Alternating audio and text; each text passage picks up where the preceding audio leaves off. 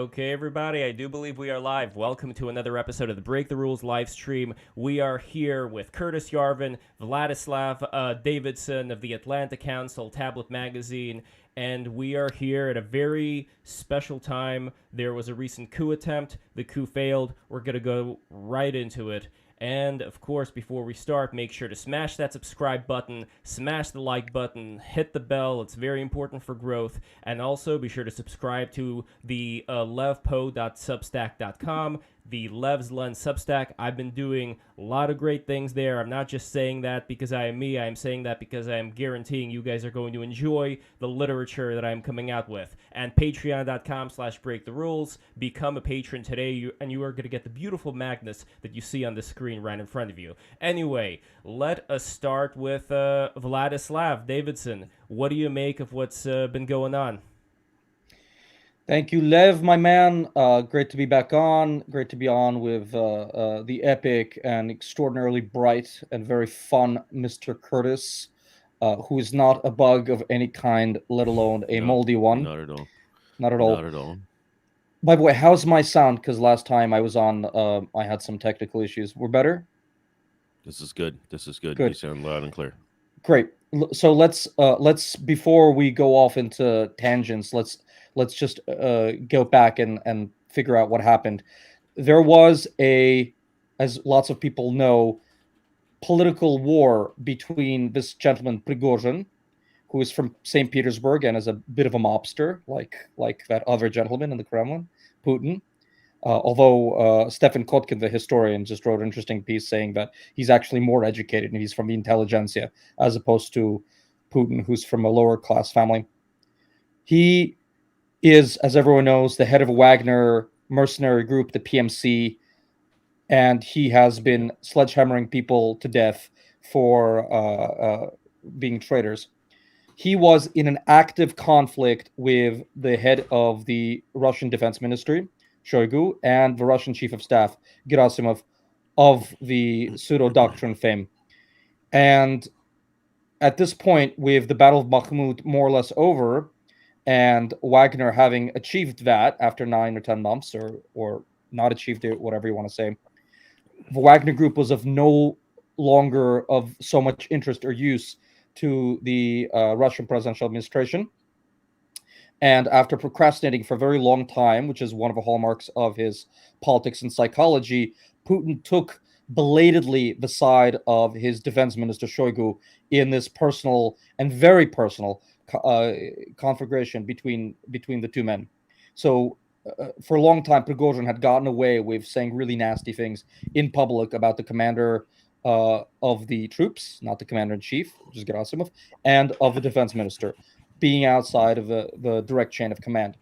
So finally, Putin sided with the defense ministry, and he said, didn't say, he just stopped picking up the phone when Prigozhin would call him, basically ghosted him. And Shoigu on the 10th of June delivered a speech saying that all the PMCs in the country would be folded into the chain of command, and that all the Russian mercenaries had until the 1st of July to sign normal army contracts and to be folded into the Russian army. So Wagner, which has very bad relationship with the Russian army, who's also its logistical hub, they cannot function outside of the Russian army because they don't have their own factories and their own air force and their own shells. They were getting into continuous arguments and fights with the ministry. And ultimately, Shoigu was going to neuter them and subjugate them to the direct chain of command. So it was obvious that he had a week left. This was a desperate move. This was a gamble, but it was a desperate gamble with bad timing and not a great hand of cards. Let's start with that. Well, thank you, Vlad. I guess you're obviously much more knowledgeable about the internals of the coup than I am, but there's a couple of things that I heard that might put it into perspective. Sorry, my voice is a little hoarse. I just had my 50th birthday party, and Happy birthday! Happy birthday, Thank Curtis. And that means that your voice is a pony, but let's continue. There you. All right. So my friend Sama Burya called this Russia's January 6th. Yeah, well, no, it's, I mean, this is much more serious. That was a farce. Of course, it's much more serious. Of course, that was the great game. things. Sama was telling me the great thing about his about saying that is that it's this really wonderful gnomic statement that can be interpreted in several ways depending on your opinion of Russia and or January 6th. Right. But the other thing, another friend of mine who was at the party, who is a Russia guy, he spent some time in Petersburg, and is almost perfectly fluent in Russian, and he told me something that really sums the story up, which is, he said, Russian history is a Coen Brothers film. And like this affair of Wagner, I realize it's sort of, I think it probably becomes more intelligible as you come closer to it. It does, I mean, the whole Wagner experience is really not without its comic overtones, Sure, and but it's also quite tragic in many ways. Disgusting. Also quite tragic in many ways. Yeah. Also quite tragic in many ways. And as his life, I mean, it's sort of I feel like Russia, that one of the reasons I'm sort of pro-Russian is that Russia is sort of alive in this way, and that you just like never know what will happen. I mean, Prigozhin's coup could obviously not succeed, but there's still, first of all, they're kind of winning at the moment, and secondly, and I always, everybody likes a winner, right? But there's also this sense of just like wild and crazy stuff, like stuff straight out of like Byzantine history can happen, in Russia to this day, and that fills me with hope, basically. Well, I'm a Russian Ukrainian also. I mean, I prefer I psychologically, emotionally prefer the messiness of my ancestral lands to the pristine, prim. I thought you were a Jew. Thanks. Yeah, thank you. By the way, as is Prigozhin. Is he a full Jew or is he a full Jew or is he not mother? He's a mish like me. He's a mish like me. Yeah. His father Jew and stepfather was a Jew, and he comes out of a deeply Jewish St. Petersburg intelligentsia background. Oddly, for like a guy who comes out of a gulag in the Russian prisons, he's kind of weirdly Jewish intelligentsia in that way. Yeah. No, I like completely. I mean, the mating, obviously the mating of Jews and crime in America was a long time ago, but Jews make great criminals, and the Mischling, sort of half elven kind of race is really stronger than both sides, in my opinion. And so I've always had a lot of respect for. Are you saying that Prigozhin is smart like Jew and strong like Russian? Something like that. Something like that. But he's not quite smart or strong enough, or he'd be at the head of the Russian state today. This morning. Look, he had a bad hand of cards. I have to tell you. Yeah, I mean, exactly. that they got as far towards the Kremlin as they did was kind of remarkable, and a testament to the fact that whole divisions of the Russian army didn't want to fight them, and that the state was incoherent. I mean, he made a really bad bet, but he was half right. That the state was hollowed out. That it was. Was there shooting? How much actual shooting was there? That's a great question. There was some shooting. I mean, we know for a fact that half a dozen elite Russian pilots were killed, and no one's going to answer for that. By the way, everyone got amnesty. That's really, really like you could just take your shot at Putin, and if you have enough force and you get close enough, you'll get amnestied, and no one goes to prison. Wagner is the best unit in the Russian army. I mean, clearly, right? And I don't know if it's the best, but it's very serious. And I mean, the VDF and the Russian special forces were decimated in Ukraine, and there are other elite units, but these guys are really good. They have high level cohesion. It's a lot of former special forces mercenary guys who have high corps d'esprit, and they don't drink. They get executed for drinking and all that. They love each other, and they hate the Russian high command. And I think a lot of these guys are going to be really pissed off that they went all in on going after a feckless and corrupt high command. And they're totally right about that.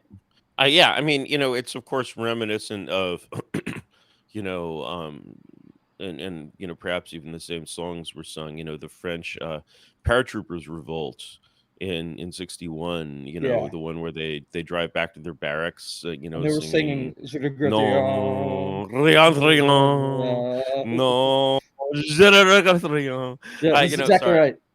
That's Yeah, exactly right. and Yeah. so these are the these are the centurions. These people would recognize the Wagner troops as like brothers, right? Absolutely. And the same professionalism, the same like really fighters at the top of their game, right?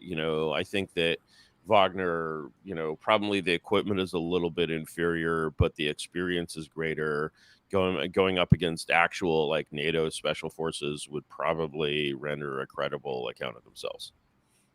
Yeah, I think that's probably sadly true. I'm probably not against the American special forces, but certainly against a lot of them. Yeah, I think they're extremely good at what they do, which is killing.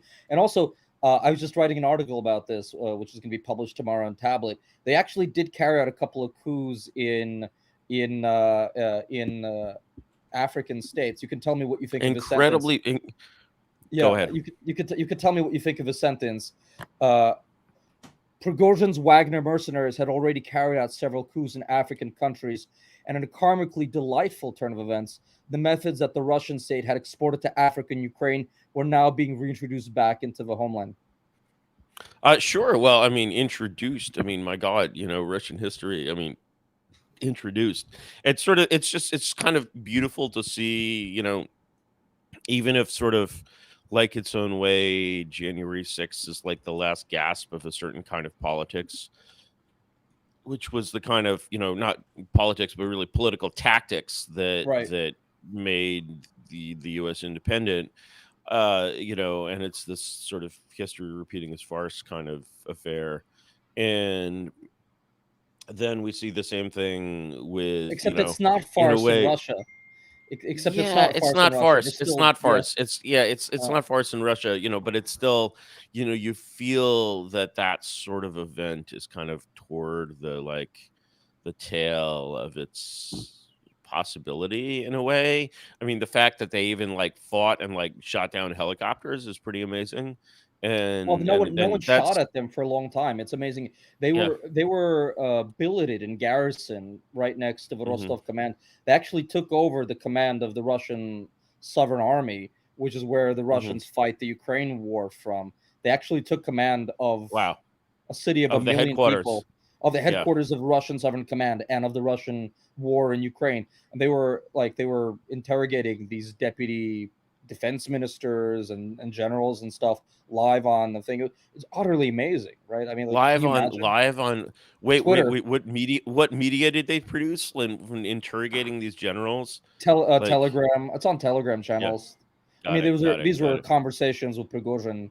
It was really Right. unpleasant and really interesting conversations. Where Prigozhin comes in and just, why have you been fucking all this up, basically? Yeah, And yeah. It yeah, was like that, he's just and he's he's just ripping them a new asshole, essentially.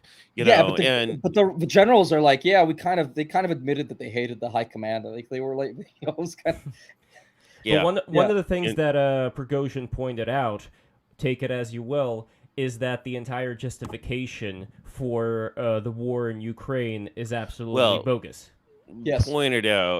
pointed out is a strong point there. I mean, like to say suddenly, there's the great meme with the guy with two girls where he's like turning his shoulder over to the other girl, and the speed with which the Western intelligentsia fell in love with the Wagner group, is kind of unprecedented. And so, to basically say, Wagner, Prigozhin says this or Prigozhin says that, and to regard it as like, no, Curtis, okay, and you're right. admission against interest is going a little too far for me. I Curtis, think you're a bit right and a bit wrong.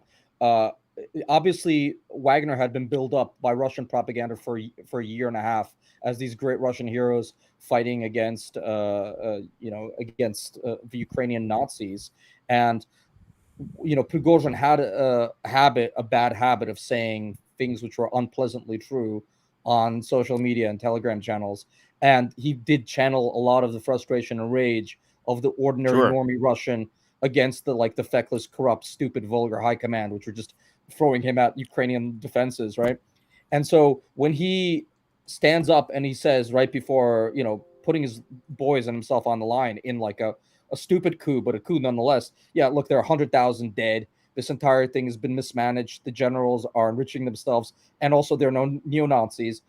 All these Russians who've been looking at Wagner recruitment posters in every city in Russia, they're like, oh, well, okay, that's yeah. See, I mean, the thing is, like this whole conflict is just such an illustration of the classic saying that Russia is never as strong as she looks, and Russia is never as weak as she looks, right? And one of the sort of sources of weakness in any kind of modern state is any kind of falsehood or untruth, which you have to build your thing around.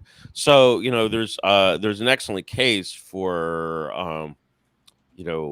Russia defending itself against the Ukraine, but the case that the Ukraine is basically the Third Reich 2.0 is not a great case. Actually, it's funny because I read somewhere, maybe we discussed this last time, some of these Azov, guys, someone comes and says, hey, you're have you noticed you're wearing the black sun, but you're fighting for George Soros? And this guy's we know, but here's the thing. We're using him, and, yes. Well, it's also a question of the amount president. Because but that is actually true. But go on. Sorry. Well, we have neo-Nazis in the United States too, so it's a question of how much is an amount of those people something that ends up becoming a representation of the whole. So, Vlad, I'm curious. Well, I think there's a reasonable case to be made, for example, that Zelensky, or how does he say Zelensky, something like that. Zelensky was elected, as the moderate candidate in that election, right? He was elected running against a really hardcore, rah-rah, flag-waving war zealot.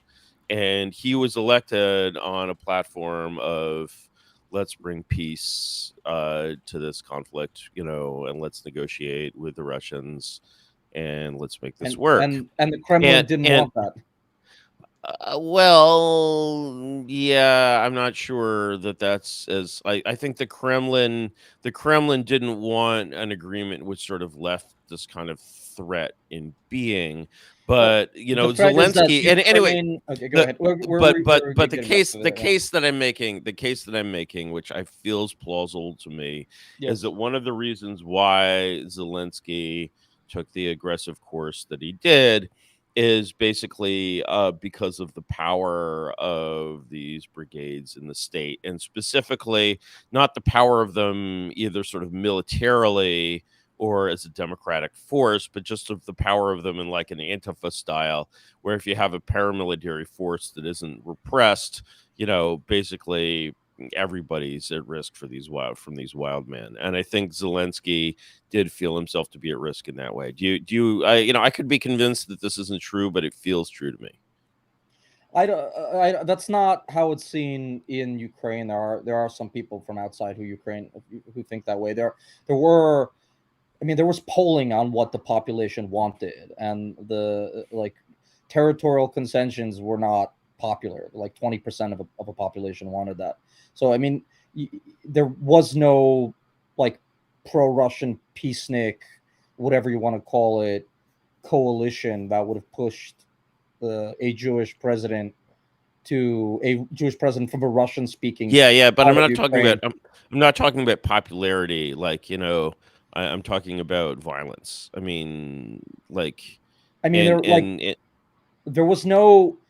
There's no one really who wanted to. Okay, look, I'm going to make your case for you a little bit. Neither side, neither the Russians nor Ukrainians, were willing to make concessions unilaterally on Minsk 2. Let's put it that way. That would be correct. Mm-hmm. Neither side was going to give up concessions. So the Russians weren't going to give up control of Donetsk and Lugansk and control of the border before the Ukrainians had elections under Ukrainian law that they were going to lose, and the Ukrainians were not going to have those elections before they got control of the border, and none of that was really written in sequential format into the deal, and like the deal was stillborn. The deal was basically an Yeah, armistice. sure. Does that make sense? Sure. Yeah, I I get all this. I just, I feel like I think as the Ukraine has become sort of a more of a Western satellite, I think these sort of old, like, kind of weird ass ideologies, love them as we do, have been somewhat de-emphasized, and it's become, the Azov is more just like clearly like Soros's army now.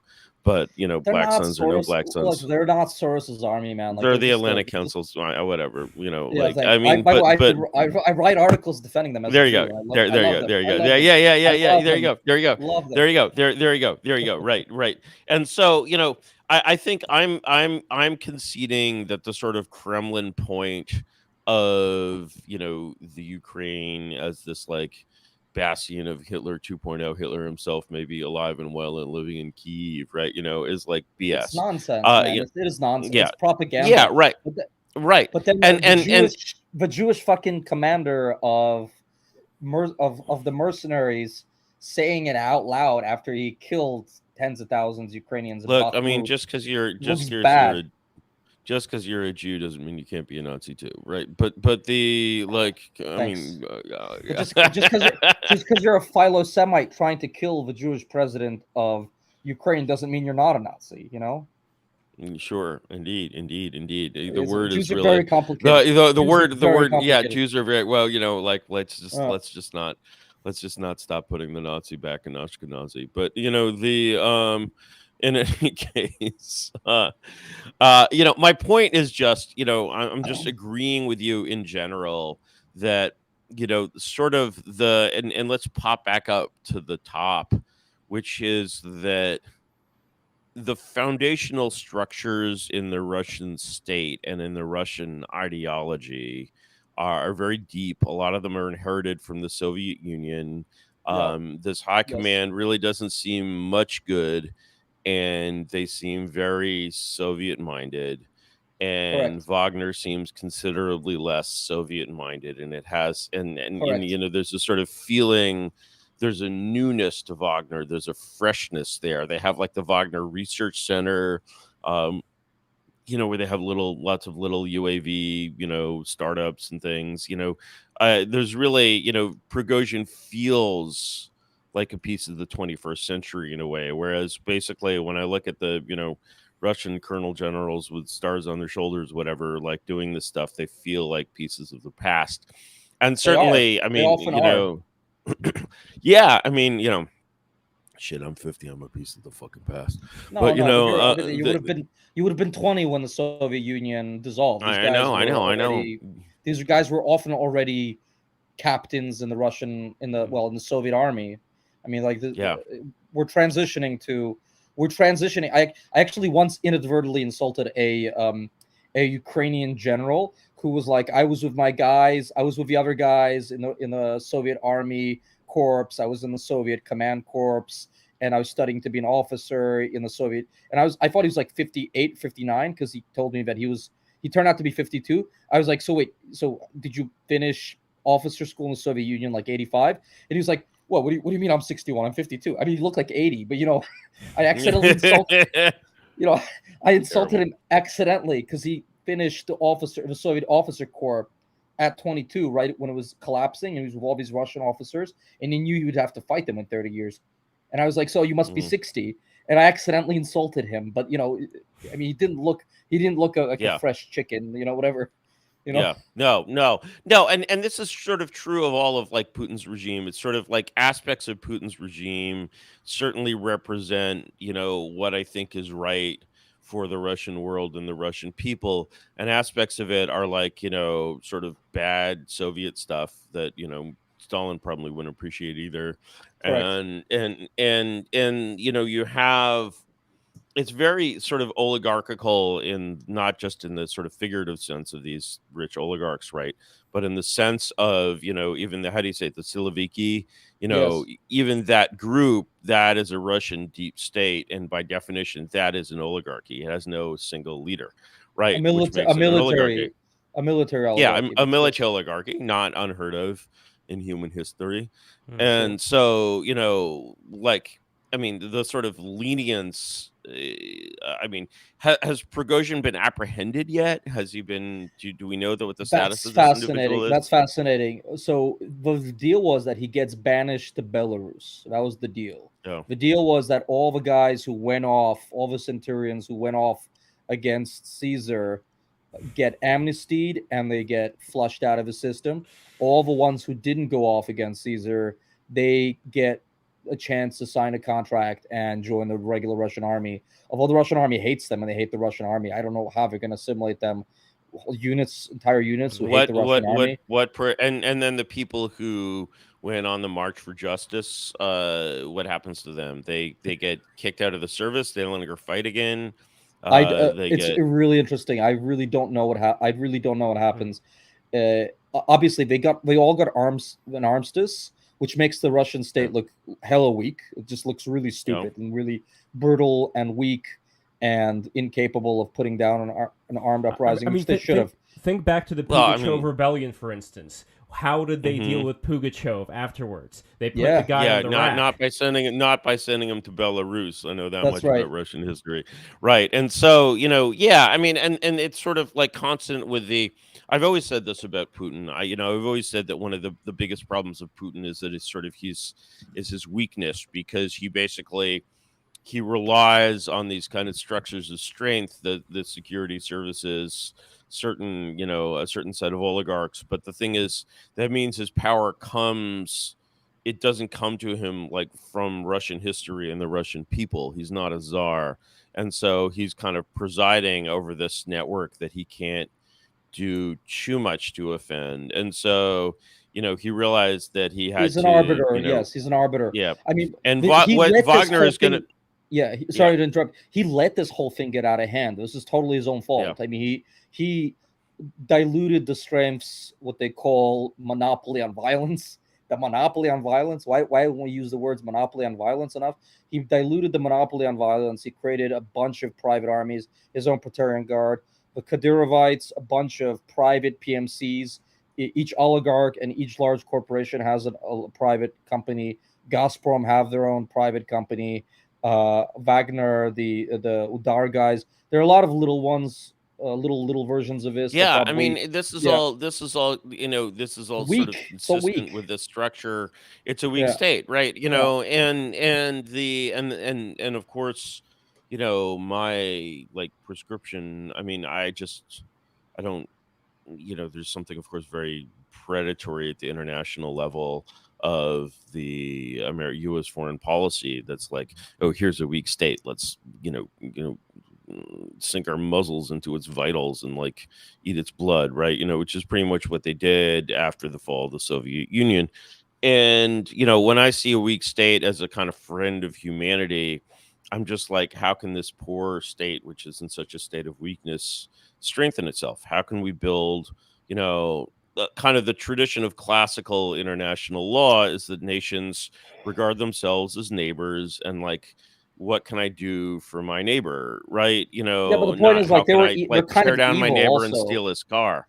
But the stronger, the stronger, like vicious, the stronger, and but armed, but the stronger, the power vertical gets, the less evil it has is. And that's basically. Case, man. I mean, look, this obviously the Putin regime is. Look, this the is Putin regime. This is blatant Russophobia. Russophobia is.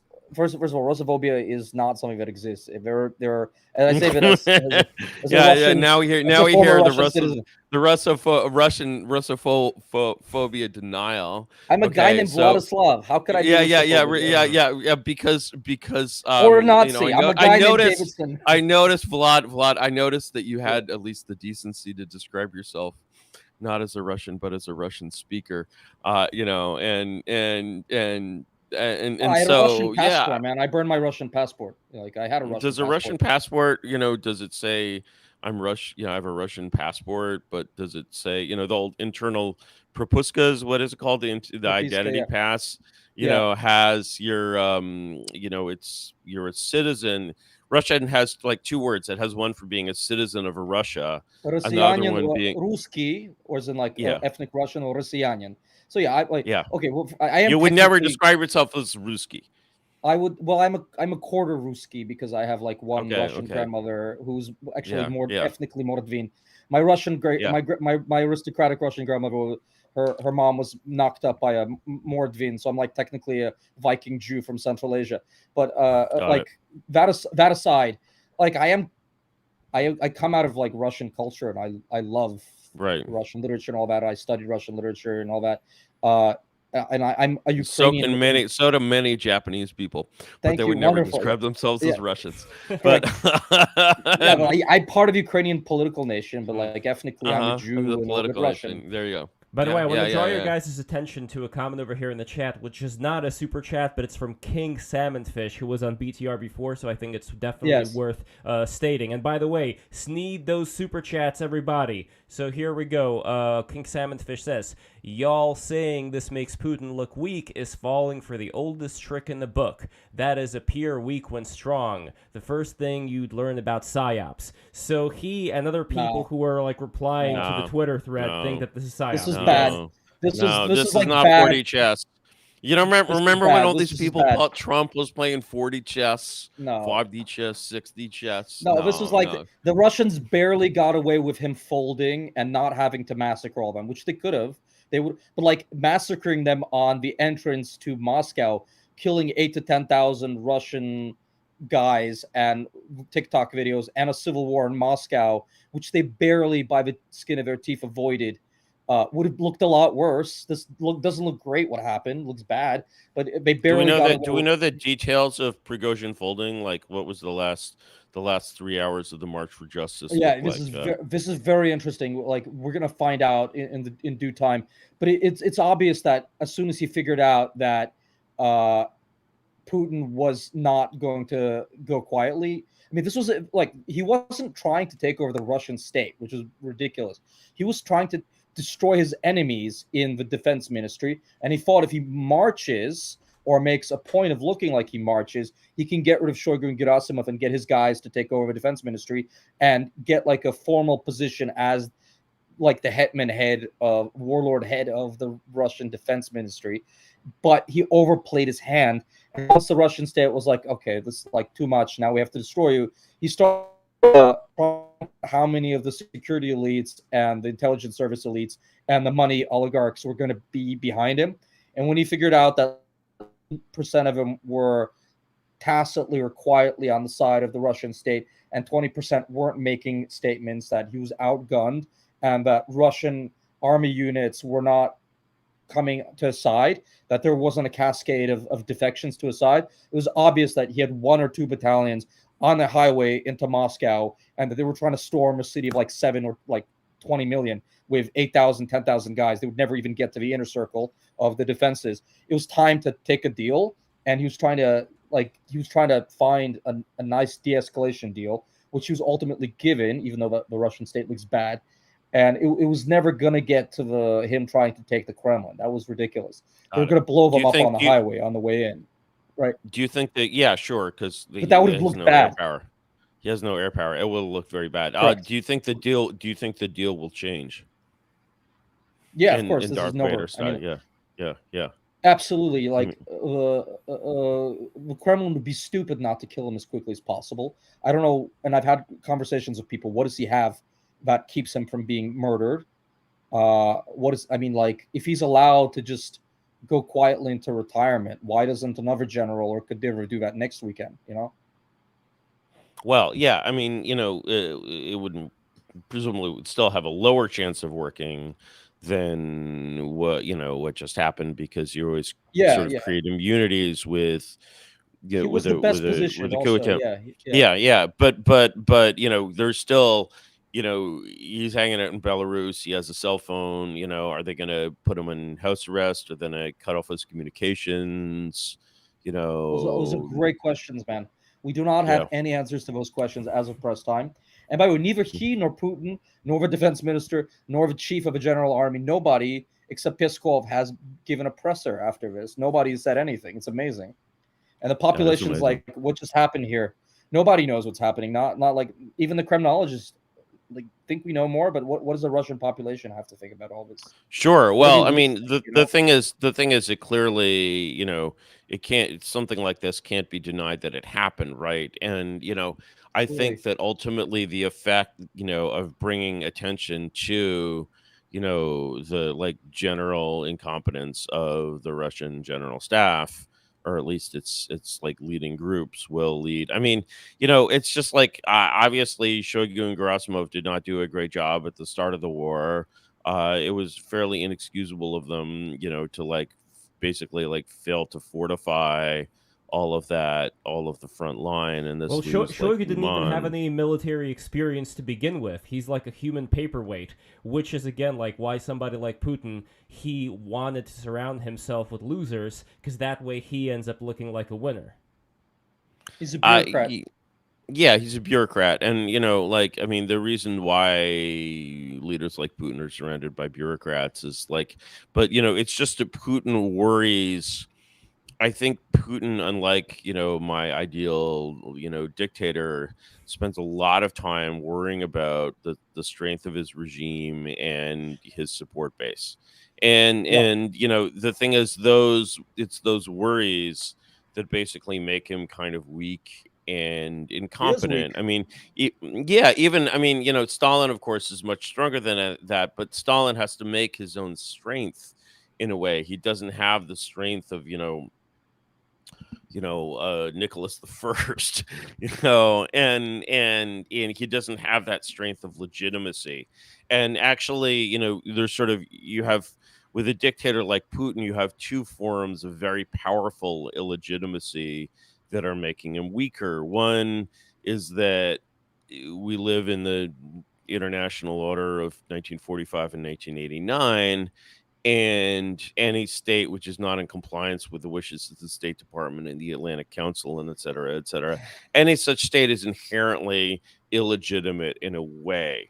And one of the things we see, basically, for example, in the sort of transformation of the real, classical international law of Grotius and Vattel into the degenerate pseudo-international law of the 20th century, is we see diplomatic recognition, which had been formerly basically a recognition of a real state of affairs. You recognized a government that was a real government. It was fact-based, to basically diplomatic recognition, meaning this country sucks our dick.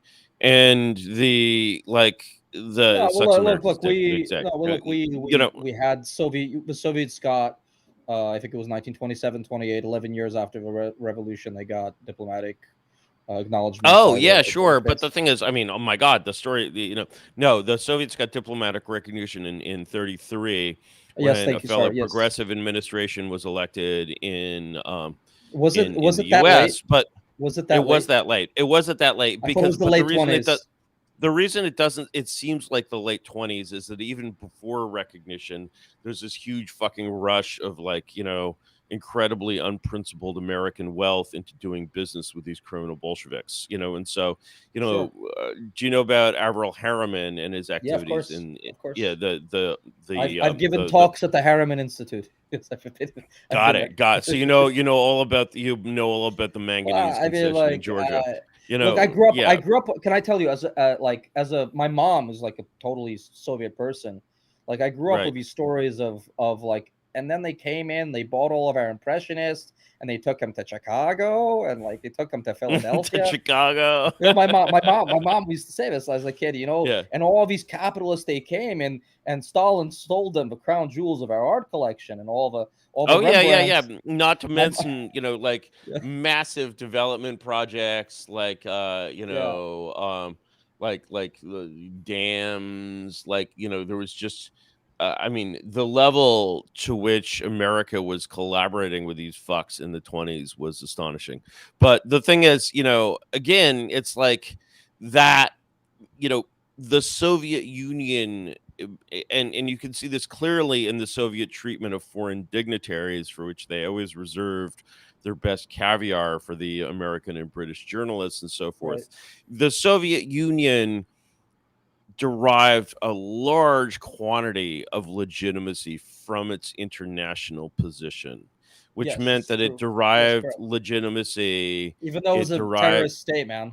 Even though it was like it really was kind of an evil. And it derived legitimacy from its support from the kind of, the grandparents of the current Atlantic Council.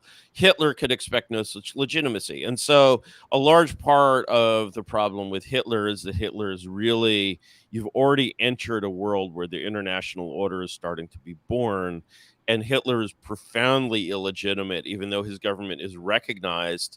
Today, the U.S. might never have recognized the legitimacy of the Machtergreifung, right? And they would say, "Oh no, he's not the real, Führer of Germany at all. The real president of Germany is Juan Guido, right? And well, I mean, actually, Guido is the new commander of Wagner, actually. But right. I realize it's not pronounced Guido, but I want to pronounce it Guido. I mean, it's kind of, and that is the comedy. That is the comedy to which, the sort of the Juan Guido affair is the comedy to which basically this doctrine of diplomatic recognition has descended today. I mean, I was just reading this book called The Internationalists, which came out fairly recently, which actually does something remarkable, which is it actually tells the story of the transition from real international law, which is the old bad order, to this girl journalist who's probably 17 or whatever, to the new world order of global leadership or whatever, which is definitely not the same thing as world domination. And the thing is that the international lawyers of the old world would have simply recognized the global American empire as an empire, and they would have been like, oh, this is exactly like Athens and the Delian League, or like the Warsaw Pact, or any of these other unequal structures that purport to be alliances. And so, like, when you look at Russia and even China, they still at least originate in this order. They're still distant cousins. The Chinese government has more legitimacy than Hitler ever had, because Xi Jinping, although he's very un-American in many ways, comes out of the Maoist tradition in China, which is basically an exported American product. And the okay, I'm not gonna unpack that. I'm not gonna unpack all right, yeah, sure. But the thing is, you may know it in the Russian context, in the Russian context, in the context of Russian history and the Russian intellectuals. There's a spectrum of from Easternizers to Westernizers, from Kropotkin to Pobyedonostsev, right? There's no question what side Lenin is on in that spectrum, right? And that's why he's hanging out in Geneva, not in Siberia. I guess he's in Siberia. Yeah, right. And so he was in Siberia for a while, but he was. But the point is, statement I'm not against. Yeah, that's right. That's correct. Right. And so the point is that basically, the USSR from 1917 to 1989 derived a large quantity of its legitimacy from American shitlibs. And this is why, for example, the word progressive 70s, is used until the 70s. Yeah. Even through the 70s. And so we have but we have even in the 70s, it was discovered at the time when no one cared that Teddy Kennedy is basically strategizing about like the 1976 presidential election with the KGB. And You're are you not wrong for the first. Yeah, look, I don't know the details of that, but you're not wrong about the first 2/3 of Soviet history, and the last third. Sure, no, this was very reliably reported on pedantic grounds. I would contest the last third of Soviet history being that, but the first 2/3, you're not wrong. Okay. Yeah, I think that yes, after the Cold War, there's kind of a breach there, and it becomes sort of like American progressivism and Soviet progressivism kind of take different turns, and they start contending. But it's never like the relationship with Hitler. With Hitler, there's no relationship. The relationship between the U.S. and the USSR, it can be hostile at times, but it's like, when they have the USSR is sort of like when it's like doing bad stuff, even in World War II, when on the Doolittle raid, when the Americas sent bombers to bomb in Tokyo, it was kind of like Japan's 9/11 in a way. And these bombers had to, these bombers had to land in Siberia, and then Stalin interns them. He basically imprisons their crews, right? And so, there's a lot of FU stuff, Lenin is constantly giving Woodrow Wilson the finger, and the but the relationship is sort of like you're a parent and you're like, 17-year-old son is like using heroin and like stealing money from your wife's purse and doing bad stuff. Okay, bad. It's all we admit it's bad, but you know what? He's still your son. It's not like a stranger broke into your house and like stole money out of your wife's purse. And that's sort of the relationship that American liberals had with the Soviet Union. Well, they're coming around. Okay. Oh yeah, fine. They're a little rough. They're a little tough. All right, and so the thing is, I'm not contesting any of that, but where are you going? In terms of let's go to Putin. So the thing is, basically, there's still some historical legitimacy connections that give Putin's regime some legitimacy. It has these like really stale relationships with like bullshit tankies around the world. Like Lula is still much more sympathetic to Putin than his advisors. But that's third worldism, man. That's third worldism. Yeah. It's the remnants of third worldism. Yeah, that's his reputation outside the country. Right. It's not internal. It's not sustaining legitimacy. And so Putin has basically, as I said, two illegitimacy problems. He's illegitimate in the international order because he doesn't take Washington's. Never mind. But he's a dictator. He's a dictator, man. He's a dictator. He invades other countries. He invades other countries, right? And like he invaded Moldova. Come on, man. Those are parts of Russia. They're not Moldova's not a real country. Fine. Okay, Moldova's not a real country. Fine. Ukraine and Georgia are real countries. Fine. Ukraine and Georgia they're parts of Russia. I grew up with them as parts of Russia. Okay, they have slightly different languages. Doesn't make them so, man. This is the international order, like basically saying, these like core parts of the Russian Empire, right, are like, this is like Stalin wanting 19 votes in the General Assembly because everyone thought the General Assembly would be a world government, and then earlier in Soviet history, of course, they have this, diversity is a big thing in the 1920s in the Soviet Union, the Soviet of nationalities, right, and so it's all crap, right? I can't,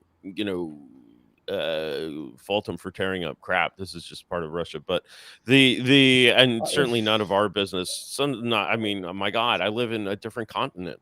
Like, can you grasp that? Totally different continent. I don't agree with you. Total. I recognize that. I don't expect you. I don't. My point is the point that we agree on. Is the illegitimacy of Putin because he's basically failed to earn the respect of the international community. Would you agree that he has failed to earn the respect of the international community?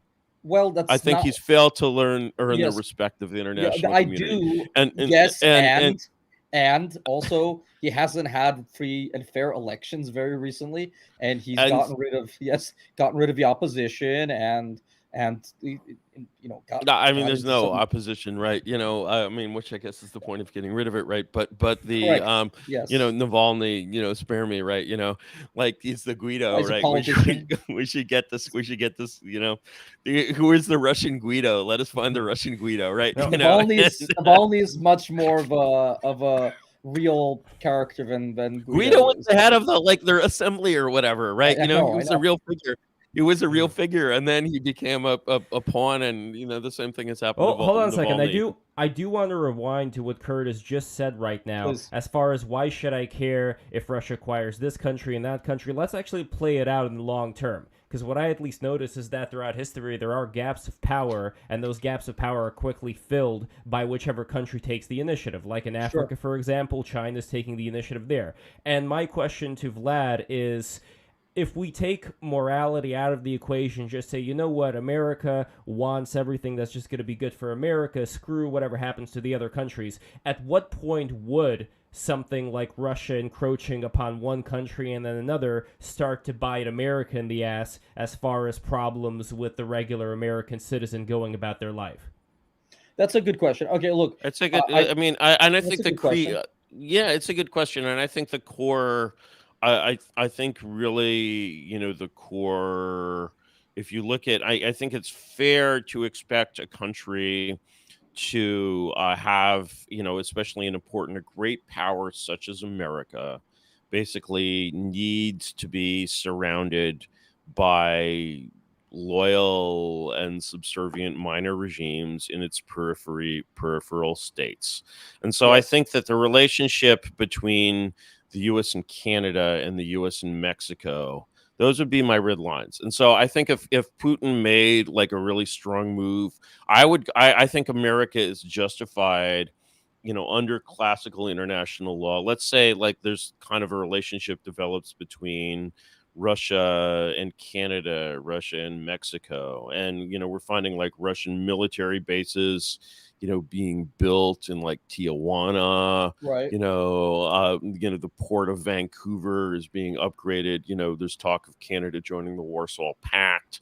This sort of stuff, Canada rearms itself very aggressively. But Poland with Russian and Baltics, hardware, fine.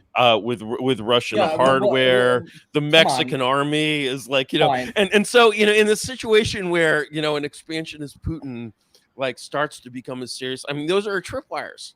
Those countries, they are real countries. They are tripwires, yes. I think it's, they're tripwires. And the thing is, when Putin, I think, if I were Ukraine, I'm not a real country, man. George is also a real country. It's very, so is Canada. And the thing is, if my message to President Putin, if I were elected, I'm not running in 2024. I'm not advising anyone who's running. I won't be president. But, if I was somehow in that position of making these statements, vote for you, man. I would almost. I would make the statement. I would say strongly and clearly to President Putin: hands off Canada, hands off Mexico. We find you interfering with Canada, Mexico, and even Guatemala, right? Fine, we'll throw in Guatemala, right? Also Russian forces. Should be Greenland should be off limits. It should be demilitarized like the Black Sea. Like we don't, we will not abide. If you take Denmark, that's fine, but we need a special status for Greenland. This does not seem like a good deal. Part of the American continent, is not, right? This is any revisionist power. And moreover. Okay, yes. Okay. This is, you can say that this is a little weak because America is the core of the Anglosphere. Okay, so we could extend this this defensive skirt a little, even across the Atlantic, and we would say, Ireland, Mr. Putin, your T-80s have to stop at the channel. Right? Any amphibious activity, any intrusion into British airspace, this is a red line for us. Okay, London, you can't have. London will continue to be a diverse, vibrant international city, and Americans will be able to go see the Queen. But the thing is, Russian money laundering. Yeah, exactly. You need it. We need it. It's good, right? But as far as Paris, first of all, are you aware of the origins, Vlad? Do you know the origins of the word bistro? I do, of course. Bistro, of course, bistro. And of course, exactly. Russian soldiers asking bistro. Russians, bring faster, my coffee. Yes. I do know. Which leads you to ask an interesting question, though, which is which is what, sir? Why are there Russian soldiers in Paris? Why aren't there? Did they walk there? Yes, I know perfectly well why there were Russian soldiers in Paris. Why are there no Russian soldiers in Paris now? Because well, no, I mean that's a further question that I wanted to get to, because the thing is, right. I don't know. Have you been to Paris? There's, do you know, like, Paris? Maybe you're posting from Paris. I'm in Paris right now. I'm sitting in the Marais. Do you take the in the Marais? That's good. Do you take the RER? Do you spend much time in Saint-Denis? I try not to, but yes, I try not to, but I have. You try not to. Why do you try not to? It's the resting place of 30 French kings. I visited the. You've been in daytime, yes. Or not? Did you let the sun set on you? You did not let the sun set on you in Saint-Denis. My wife studied in Saint-Denis in Paris-Wheaton University, and I would used to visit her at her classes there. So I've been up to Saint-Denis quite a lot, and I just just had an exhibition, Romanville, today. I just got back from Romanville. I get out there. I'm with the Popolo often. And the point that I'm saying, the point that I'm making here is that,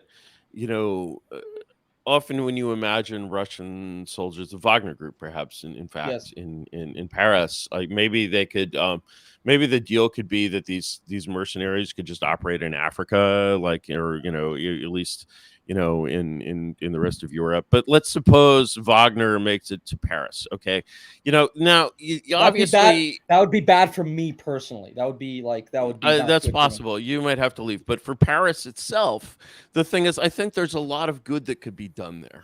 And I think that there's actually a lot of ways that the Wagner Group can make itself quite popular with the Parisians. Furthermore,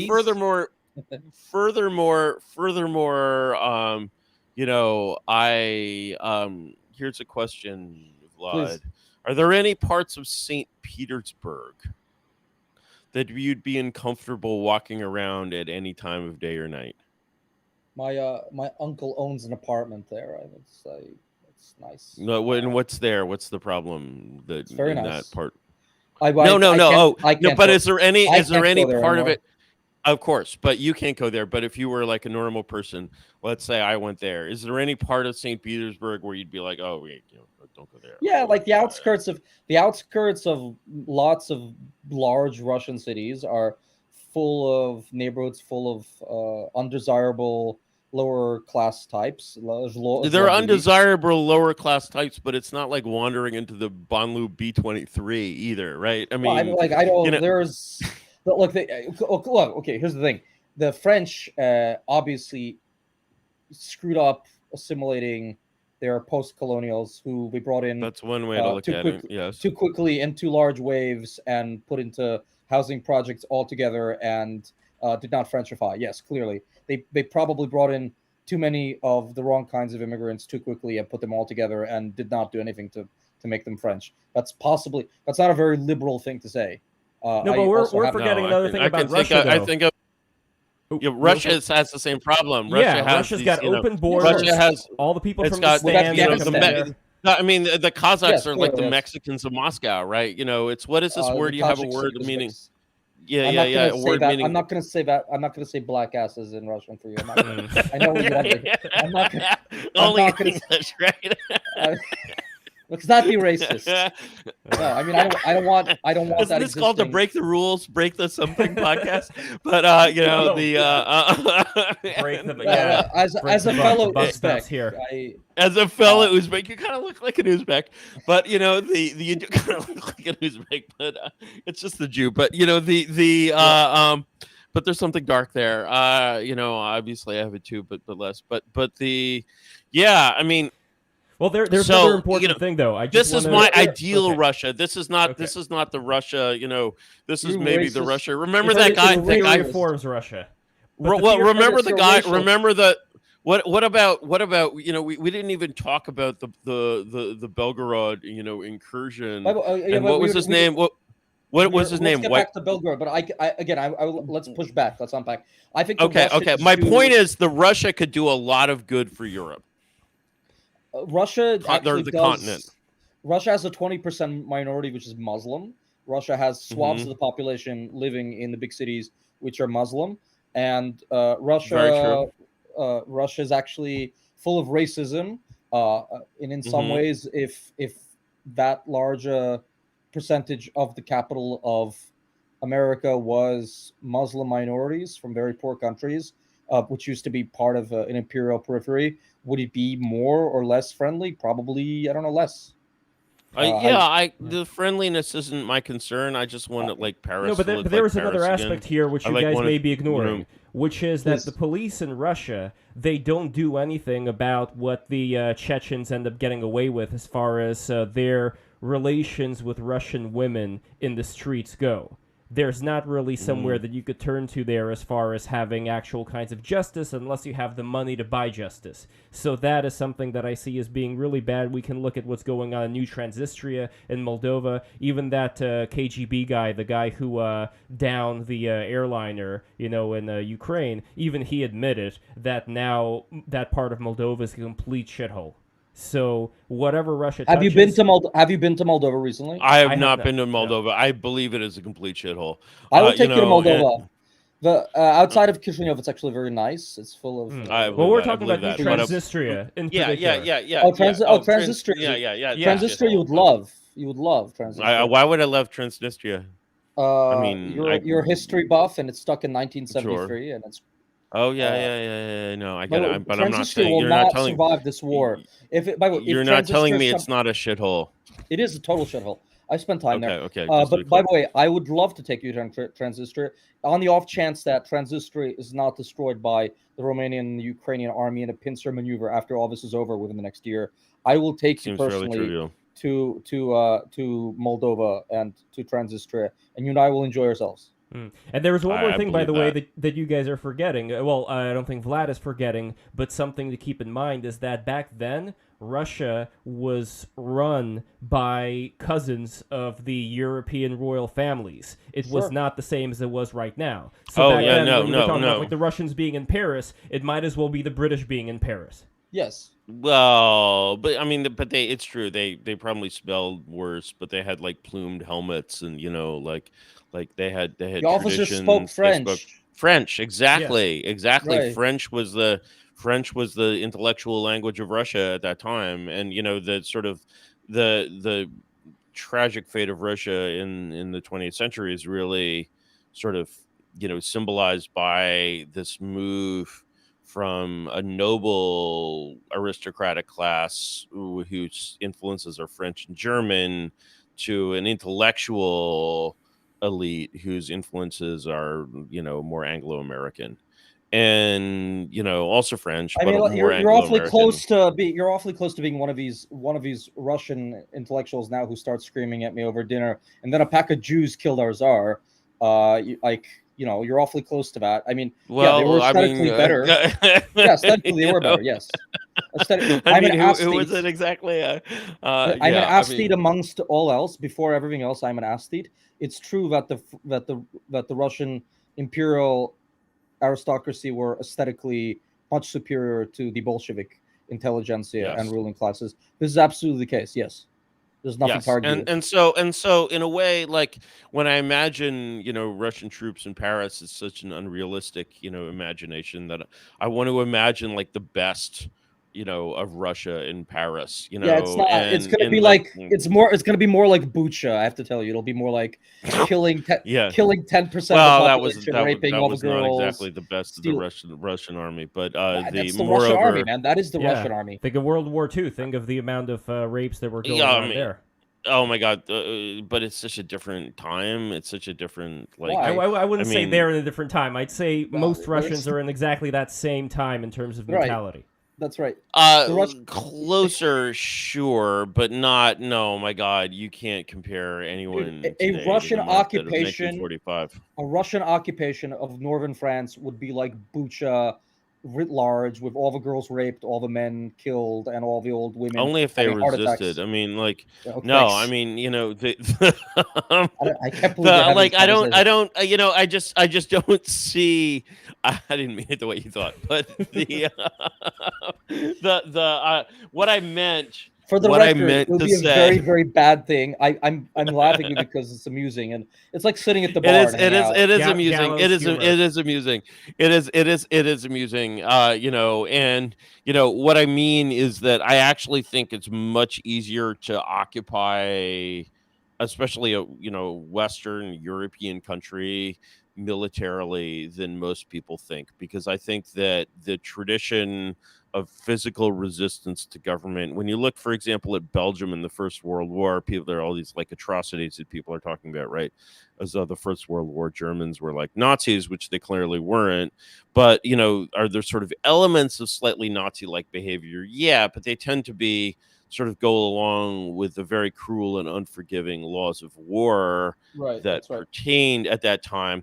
Moreover, those laws of war were very much triggered by the phenomenon of the Franc Tireur. Curtis, I don't disagree with you, but if you want the masculinity and the masculine virtue and like the heroism and the great things, Ukrainians, the Zelensky's penis is the I'm told I can't say this on CNN. I wanted to, but I wanted to say that Zelensky's penis is the shaft of the spear of NATO. The shaft. I thought the whole thing had been sort of withered by cocaine. Does he do cocaine, or is that a myth? No comment. I mean, like, not I wouldn't know anything about that. That was an election. That was an election thing. I mean, he was in the movie. He was in the movie business, man. It was the music business. It's true. The question is like, how do you like? Can you be an entertainer for 20 years and not have tried cocaine? I wouldn't trust him if he hadn't. I'm an entertainer, and I have never done cocaine, for the record. But I think, by the way, Vlad, you bring up a very important point. But I'm not because successful. One of the things, one of the cards that we end up sacrificing if we decide to say, okay, Greenland and like Mexico and like South America, North America, don't touch this. But wait, like, all of South America? No, that's too much. That's too much. Anyway, Fine, what you end up sacrificing there are the countries that ended up getting a little bit of vaccination from being occupied by the Soviet Union, who, unlike a lot of our wokesters over here in the U.S., actually know what it's like to struggle against something. And I think it's a very shitty trade-off when you get those countries like Poland, like Ukraine, who actually can serve as a better example instead of the the mentality that's going on in Europe and the United States now. Sure. Yeah, like that seems like pretty tragic, even if we forget about like the creep of advancement. I don't know how. Lev is correct. You don't need just because you hate what's going on in America to be in favor of the Russian army taking over lots of places that shouldn't be taken over by the Russian army. There's all sorts of Eastern Europeans who are like not decadent and are not crazy, and also not the Russian army, who are a good example of how to be civilized and not woke and not be a little bitch. And they're the ones we'll end up losing, while us over here are just going to be turtling up into all our rainbow colors and affirmations and all that, while Russia keeps expanding. People are just so naive about like the when I hear like intelligent like intellectuals talking about like wokeness like it was something invented in 2012, I just like I lose hope. I'm just like I despair, and this sort of idea. I mean, and what you're repeating, and Vlad is especially seems fairly enamored of the same explanation that I brought up from the Azov guy or whatever. I don't know what the sourcing of this is, where you're like, hey, you're fighting for Soros, and he's like, yeah, but we're using them, right? And I'm just like, no, like I don't think that's the way it's going. And when I basically look at, for example, the success of Law and Justice even in Poland, even in Hungary, right? You guys maybe Orban funds, I basically look at that as that's a very fragile achievement. And and sort of he's like burrowed to some extent into the institutions. Fundamentally, like Putin, he has failed to capture the elites. And, the thing is, the way the elites of a country go are the way the rest of the country will go. There are no exceptions ever. Yeah, and so, like, when you're basically looking at these, don't believe in anything except stealing. They don't believe. They have no different. No. The Russian elites. I was my guest last night at my party, who's was hanging out in Petersburg. The Russian elites are all like Pussy Riot listeners who are now down in Tbilisi or Paris. No. Those are not. We're talking about the Russian elites. We're talking about the people who run the country. We're not talking about. No. I mean elite socially. I mean, the problem with a country like Russia is that it has this inversion of power where the It doesn't power work like elite, that in Eastern Europe, man. Like the the culture, power elite is not the social elite. I mean, and No, what matters is the social elite. stop the culture stuff that divides a Western European country like Canada or Germany or France and America from the 40 to 50, 60% of a population who don't live like them does not apply in Russia yet, and certainly doesn't apply in Ukraine for various post-Soviet reasons. They're not as assimilated into well, some of them are, but they're not as assimilated into that kind of cleavage between the normal population and its normal values and No, but liberalism, it just goes. I mean, progressivism. The extent to which, like, when people give me this, this Hungary shit. Did I tell my Hungary joke on the show already? I feel like I must have. No, go ahead. So I love this. It's not a joke. It's a story. This actually happened. So I was at Urim Hazoni's 2 years ago. NatCon, convention in Orlando, and it was like 3 a.m, and I couldn't sleep, and my girlfriend was about to dump me, and oh shit, my AirPods are dying. My girlfriend was about to dump me, and I went downstairs at 3 a.m, and there were some guys sitting around in a smoking area, and one of them was they had these Orban guys there from Hungary. And Yes. so it's, I'm really not in a great state, and it's 3 a.m, and this guy's talking about how Hungary is going to save Europe, and the Yes. new, whatever Europe. He sounds Europe, like where he the sounds last like me Europeans- now, right? Yeah, I get it. Okay. Yeah. And I just look at this guy, and in my best deadpan, I was really almost brain dead at that moment. So that's when you do your best deadpan, and I was like, Hungary. But isn't that in Asia? Oh my God, he almost killed me. Of course. It was, and so when I look at Hungary, what I see is something these integralists don't like to talk about, which is hang on a sec, someone needs to talk to me. Ruby, what's up?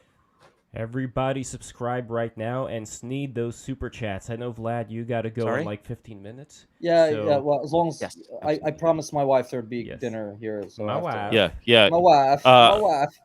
Yeah. So, when I look at Hungary, which is clearly the strongest of these Eastern European states, what I see? I see Ireland in the 1950s. I see, the Ireland of, Amundsen Valera Dev, Valera, who yeah. created this, totally integralist, basically. These integralists in fucking East Coast never talk about, Dev's actually existing English-speaking integralist regime for some reason.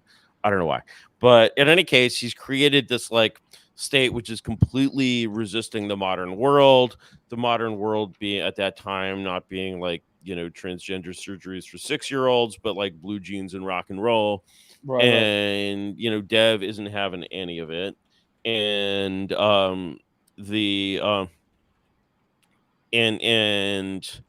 and it's just gone. It just vanishes, because he basically doesn't have elite power on his side. He doesn't have a sort of dream for the elites. Basically, all of this just vanishes in 20 years, and you get basically Ireland is now the most shit-lib country, one of the most shit-lib countries in the world. And so Right. this whole idea that basically, okay, the elites are gonna be listening to Pussy Riot and getting AI guided transgender surgeries, for their in the womb. Actually, they'll do the first in utero sex change will be performed in this country within the next 10 years, and the laparoscopically. It's amazing. It's amazing technology, and the the idea that the pig farmers of or even the lower middle classes are going to resist this creeping soricization of is just so it shows such a faith in the dying religion of democracy. It's this populism stuff. It's man, the people are weak. They're Yes. weak. Like, power lies with the elites. Power lies with the Atlantic Council. Yeah. And so, you The know, Atlantic, like, the Atlantic Council. I is just I realize that it's not uh, a secret organization that runs it's the just world. like, It's well, not it's like not the even that, man. It's Trilateral just Council. Yeah, I know. It's it's just a name, right? You know, but it's just a it's bunch just a of people. group of It's just a who bunch are of into people getting Atlanticism. grants. It's just a bunch of people getting grants, Well, right? You it's know, a bunch of and former like the ambassadors, man. It's a bunch of former yeah, ambassadors who But have expertise on But other there's parts of the there's world. different elites and we're you know, talking about here. So we're talking about the and Russian elite versus the Eastern European elites of like Poland, for example, versus the American elites. Would you say, Vlad, that there there's was a no. difference? Yeah, What okay, are the that's a great Eastern question. Let European me answer. elites? Well, Yes. first of all, you have to distinguish between. Okay, so we're talking about if we're gonna make conversation about elites as a block. Yeah, let's say there are Western decadent elites, which are the same from Canada to Germany to France to Belgium to like To Poland. let's To Poland. well, To Poland. Poland. I'm not Come sure. on, I don't think. there's shitlibs in Poland. There's some people who Yeah, studied in American universities. There's gay but they're pride liberals. They're not parades. like There's they're liberals. They're not like shit libs. In some of them. yeah, I mean, that's like, you know, there's a What are we- great scene. So what There's are a we, great like- scene.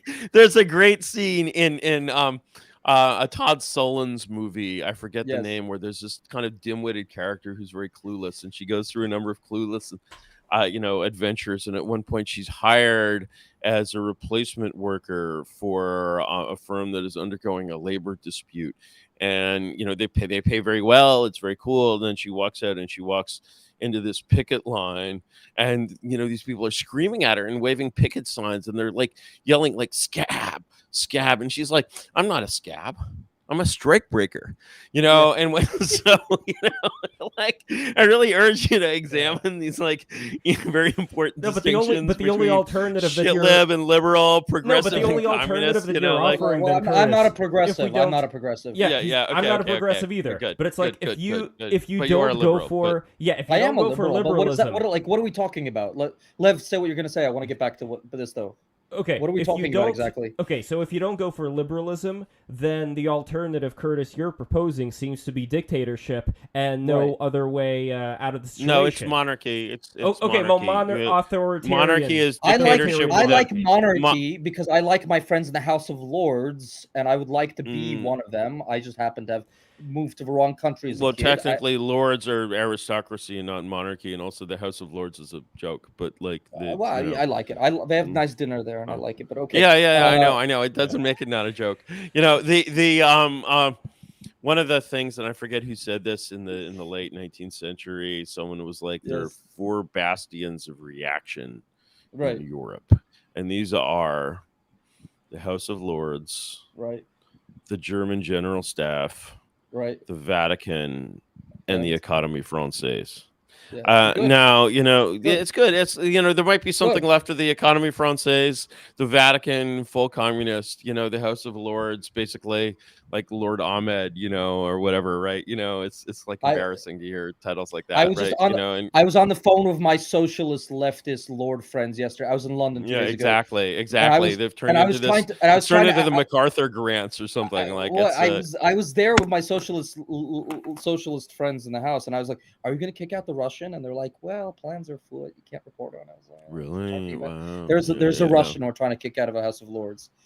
Speaking of Oh, got elites in fighting, you know who I'm talking Got about. it. Got it. But I back to the don't know who you're elites. talking about, Back to the actually. differences between Back to the the elites. elites. here. Yeah, Curtis, what are we talking about? Like, I have no problem with gay marriage, and also I like war. I don't have a no. I do take exception to the laparoscopic sex changes in utero. No, the sec- you no, know, like, okay, fine.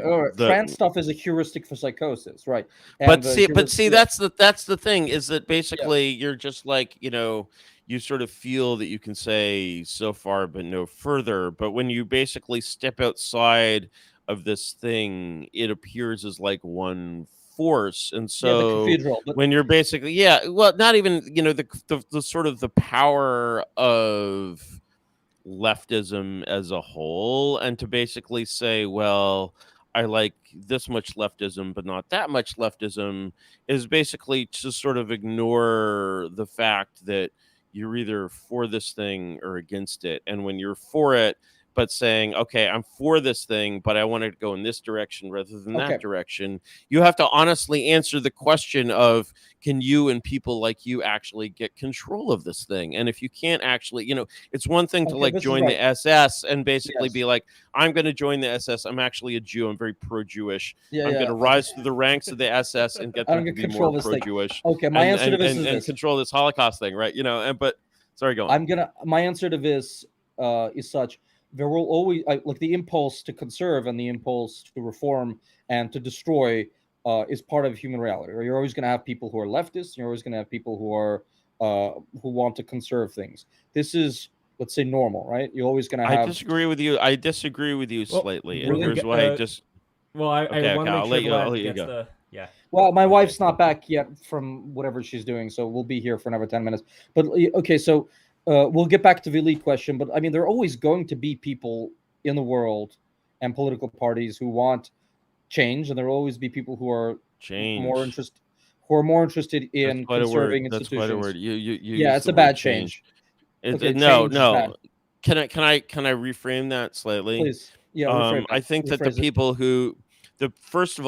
who talk about change these days are profoundly interested in conserving institutions such as the Atlantic Council and many other fine institutions. It's people like me who talk about regime change, who want to destroy institutions, and these people are the opposites of each other. You're a radical, right? Yes, and so it's more a question of I think it all comes down to, there was an Arab philosopher, Osama bin Laden, who said that when people see a strong horse, say Katab Said or something like that. Yeah, I know. Yeah, but I mean, great man also, but the Osama said that when people see a strong horse and a weak horse, by nature they follow the strong horse, and this is this is deeply true. I just think he picked that up in whatever like possibly clan. He didn't. He may not have. It may not be original, but it's probably not original. But I like crediting to him, And we always have somewhere. He's somewhere up in heaven with Ted Kaczynski. But my point about leftism is that essentially leftism is a sort of natural consequence of the interaction between an oligarchically structured regime and the human desire for power. Because within an oligarchy, leftism sort of always says, it always has sort of an opportunity to kind of break down and destroy things. And in a very strong monarchy, leftism does not exist, much less because it is simply not a path to power. And you're being as utopian as the identitarian. I'm absolutely utopian. I absolutely agree. This is as a liberal and as a representative of good liberals everywhere from the 1990s who don't exist. Healthy. I'm a healthy liberal. I'm a healthy Eastern European. Good American New York 90s. To be a healthy liberal is just like to be a Nazi who doesn't kill any Jews. Okay, you personally are against the Holocaust, but well, you have to make a distinction between ideologies, man. Like progressivism and liberalism are not the same ideology. No, absolutely not. And I absolutely refuse to make that distinction. You negate the thing. I think this is an alchemical transformation that's going on right now, because you have Curtis on one hand and you have Vlad on the other hand. It's a way that we have to kind of see how they work, because there are always going to be these desires that we have, like these Dionysian, fiery, Wotanic desires, for example, that the German people experienced. And it's a question of how far do you go with that? Can you go as far as to get rid of the problems that are plaguing your land and the humiliation after World War I? This is a time for utopias. We're in a bull market for utopias, and I will admit I am a utopian. I'm writing basically a utopian book. I am a utopian. You are. And the utopian urge is the urge to basically take something that's very tired and old and dead and can't be changed and doesn't even make sense except sort of in the light of history slightly. Dude. And to just and there's a connection to Prigozhin too, because I think Prigozhin does have that urge with the Russian state, and perhaps even though he did not succeed and he was not going to succeed, to imagine the state that he would have created had he succeeded, maybe It one of wouldn't the have been great anything. what ifs here. It wouldn't have been anything nice. I'll tell you this: there is no political party or clan or caste that I want to be associated with in any way in the United States. The NatCons, the mainstream Republicans, the annoying New York liberals, the integralists. I don't want to hang out with any of these people. Like they're no, Except Curtis. The only question is, like, do they have good wine? Is there good dry red wine? If they have good dry red wine, emphasis on the dry, I will hang out with them. Okay, and you know where there's going to be the red wine? That's very liberal. I'll drink with anybody. I'll tell you guys where the red wine is. There's going to be an event, a live BTR event. This is just announced right now. It's happening in the second week of July. Curtis, your friend Matthew, is a part of what's going to be happening here. Yes. You saw him yesterday at your birthday party. So I've just gotten confirmation that the second week is available. We got to pick the day, and there's going to be wine. It's going to be a lovely venue. You guys are going to have a lot of fun. And it's going to be in New York. It's going to be in New York, and it's going to be with Jason Risa Giorgiani and Gnostic Informant. And it's going to be a hell of an event. Jesus, I've never met that guy. This is the first time. Yes, you guys got to be on together soon as well. Fingers crossed. But anyway, guys, this is happening, but I need funds for equipment. So patreon.com/breaktherules. Become a patron today, and you are going to help grow this. And this is also, I guess I should say, part of the whole Dime Square thing, which is an area, where there's people who agree more with you, Curtis. There's people who agree more with me. It's like a mixed crowd, but what I find about it is that it's I bet there's nobody in Dime Square who agrees with me. No, not true. No, not true. There is there are many not people true. Who support, No. There was a good friend. I don't know. He's a West Coast Romanian person. monarchist, a good friend, Jewish hawks. A good friend at my party last night was like, he's like, what's amazing about your events, Curtis, is that I feel really comfortable here, and I'm like super pro Ukraine, and I'm pro NATO, and like nobody bothers me, nobody gives me a hard time.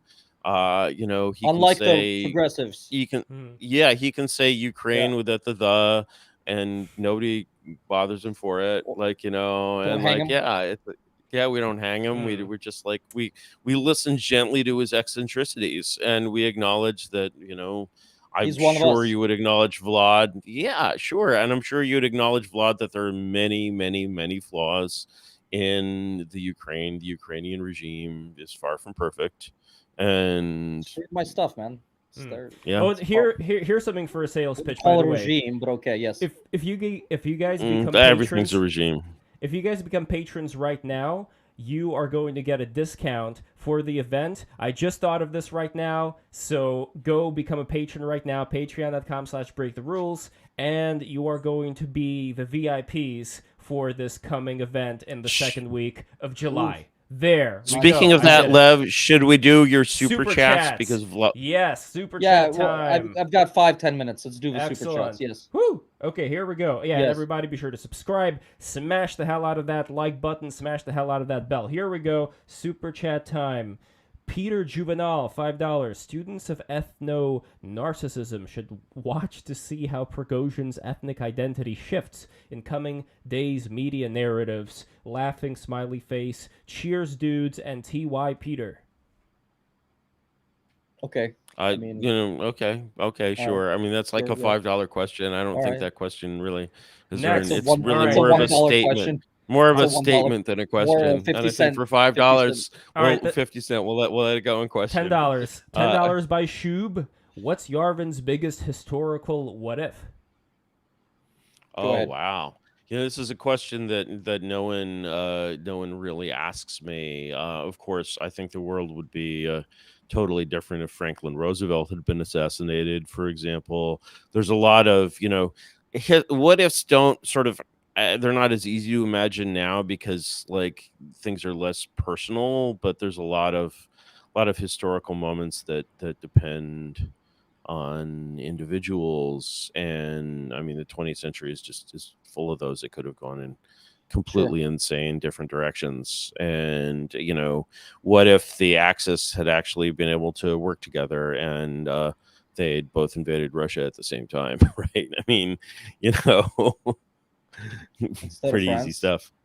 After France, instead of Japan staying neutral with Russia throughout the entire World War. Yeah, from two sides. Next super chat, Mason Clark 499, no comment. Thank you very much.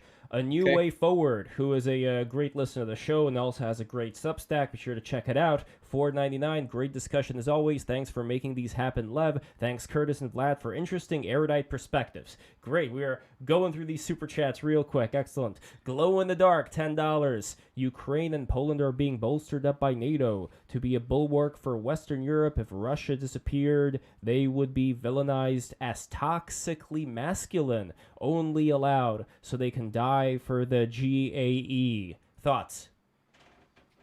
Curtis? Well, I mean, sure. I mean, already the Poles and the they have this, there's sort of nationalism, and of course in Ukraine as well, kind of their nationalism has kind of already been twisted into being a nationalism that serves the interests of the State Department, right? This is why hundreds of thousands of Ukrainians have to die to get Victoria Nuland her, promotion or whatever, and not that she can get a promotion because she's already at the top. So and of course the Poles have a historic hatred of Russia. It's funny if you go to the Poles and tell them, they sort of know about the Volhynian massacres by the Banderovci, but they're like, it happens, but we hate Russians so much. I can't even. That was that was settled in the 90s. There was actually settled. There was a commission called the Commission for Very Difficult Problems. Actually, that's the name of the commission. There was a diplomatic commission. That's one of the best. That's one of the best.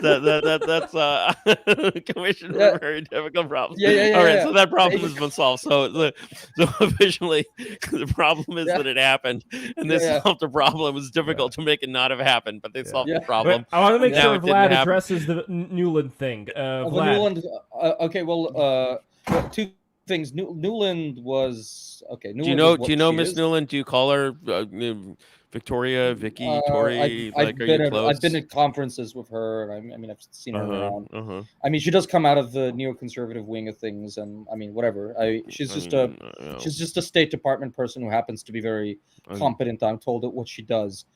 She's fine. I mean, I believe in Ukrainians' sovereignty as a nation, and obviously. The toxic masculinity thing. Well, I mean, obviously, a lot of Western elites are not allowed to have patriotism for their own country, and so they're only allowed to wave Ukrainian flags. That's an interesting thing that people in the West who would never wave their own country's flag and would think that is completely vulgar. And we can wave gay flags too.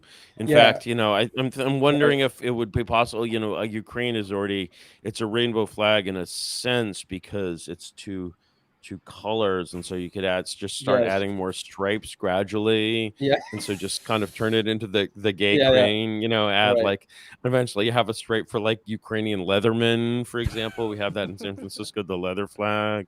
I think there's great possibilities there. It's a very interesting question. Obviously, Ukraine and Poland being free and independent is a good thing, and democratic and liberal, blah blah blah. Will the toxic masculinity of traditional Ukrainian and Polish men be acceptable to weenie elites in London and Portugal? Probably not. But the fact that Ukraine is now kicking ass and standing firm with heroic values that people in a decadent West have not seen in 80 years has made them stop in awe. So they're not able to kind of square that circle. Does that make sense?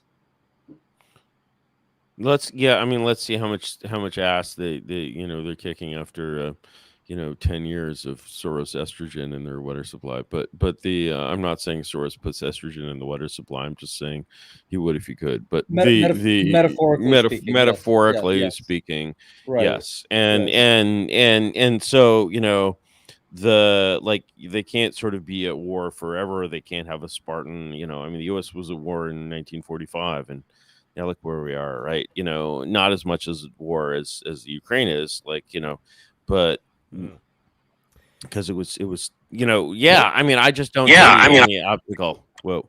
Oh, Hang well, on. maybe these. This is my AirPods dying. Okay, well, maybe these things come in waves. So maybe Okay. the Baltics and What's the Ukraine. question before I have to Yes, go? yes. Okay, here we go. Okay, we are almost done here. So, Dunkachino 199, Vlad, what's your take on Kosovo?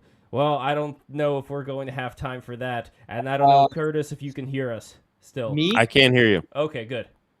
Okay, I'll do Kosovo very quickly. Okay. Obviously, the Americans are playing fast and loose with Kosovo. I spent some time in Kosovo 10 years ago. A very complex situation there. By the way, Ukrainians do not. If I'm representing the Ukrainian standpoint here, the Ukrainian state does not recognize Kosovo as an independent state for the reasons that Crimea and Donbass should not be recognized as independent. I like Kurti very much. I think he's a great character. The prime minister, former prime minister of Kosovo, is a wonderful character and a kind of Albanian anarcho-Marxist, strongman, nationalist, great figure. I like him very much. And Kosovo is a huge failure of American foreign policy that they had 10 years to get all this nonsense out of the way, and they were not able to do it. Is that a good answer? Yes, it is. Glow in the Dark, $10. Dictatorship by a cast of elites versus individual dictator. Which is worse? I know for a fact that being involved with BS talked about in public is but a show, and the decision has already been made elsewhere. All right. I'm not sure what the ending of that is, but I mean, if you're a dictator whose support base rests, on an oligarchy, are you really a dictator at all? You seem to have very limited ability to dictate in that case. And I think when we look at, for example, the case of Putin and Prigozhin, maybe there's some part of Putin that actually wanted to fire, these fossils and replace him with the young, dynamic Jewish Prigozhin. But I think he must have felt that he sort of couldn't afford to do that in a way. It would have, he has to preserve that strength, and that's tragic. The institutions wouldn't allow that. The army wouldn't follow it. Obviously, it couldn't have been that. I mean, that's the problem with dictatorship, is that it's brutal, and this is the problem with the Russian system. That's why you need That's why you need a legitimate monarchy and not an illegitimate dictatorship.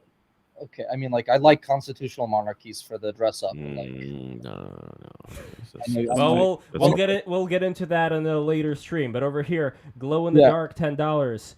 The stuff we argue about today has been planned for decades. If you look at some of the original activists, were honest. The healthy liberals are tools. Example: trans issue decades in the making. Any thoughts, gentlemen? Curtis would agree with that. That's a complicated question. I mean, no, in the making implies that you have this sort of continuous planning process, whereas you can actually, it's more like you can just, what you're looking at here isn't a plan, it's a trend. And you can see sort of the early elements of that trend, the late elements of the trend, but a trend and a plan are like different things. And you could see the line from Magnus Hirschfeld, whose books the Nazis burned because he invented the sex change, to kind of the mass market get your sex change at Starbucks kind of situation of the world today. There's an intellectual, sort of, but it's not like Magnus Hirschfeld is forcing Starbucks to offer sex changes with your latte. Or no, they don't do that yet. They don't. It's only in a few test markets, I think. Can we just maybe one last Prigozhin coup question, just to finish off on the coup, which we started right before I get going? I'm not seeing a Prigozhin question here, but I am seeing new for $10 asking, "Is this the Michelin century?" Yes. What say you? Yes. Okay, There we go. Guys, thank you so much for this wonderful show stream. Listen, before we go to my Substack right now. I swear to God, it's worth it. levpo.substack.com or levslens.com. That's the new address, custom domain, so Twitter does not censor it. There's an article I did about Pride Month talking about the Dionysian energy of the founding fathers and how a lot of these pride flag things are completely missing that kind of primal energy. But the new one that I'm doing right now is going to be about the smuggler. And for those who do not know what the smuggler is, it is a meme that's made of this drawing that this 12-year-old kid did with horrible handwriting, by the way, of Adolf Hitler's face to this Jewish teacher, after which the Jewish teacher ended up quitting the school. And I relate that to how we're all entrapped in this memescape right now and how the memes have become our new gods. I talk about Carl Jung. It's a very interesting read, and I'm not just saying that. Anyway, guys, thank you so much for watching. Promotion from you guys. Vladislav Davidzon, where can we find you? I'm on Twitter. You can find my book From Odessa with Love on Amazon.com. My next book is The Birth of a Political Nation: Jews and Ukrainians, Friends Forever. It's I wrote a book about you watched that Sam Hyde skit Jews Rock several times over and over from Sam Hyde's World Peace. I like Curtis the Yarvin. alligator. Yeah. The Commission for Very Difficult Issues. Yes, that's about right. The Commission for Very Difficult Issues. I'm Curtis Yarvin. You can find. I gotta plug myself. I'm Curtis Yarvin. You can find me at graymirror.substack.com. That's gray with an A, the American way. Excellent, Bye-bye. guys. Oh, and before right. we go, one last thing. Be sure to go to the Discord server because BTR has a Discord, and I want to fill it up with the future acolytes. And don't forget, live event happening second week of July in New York City. There's going to be wine, there's going to be merriment, and there's going to be Jason Reeser Johnny and Gnostic Informant. So look out for that. Take care.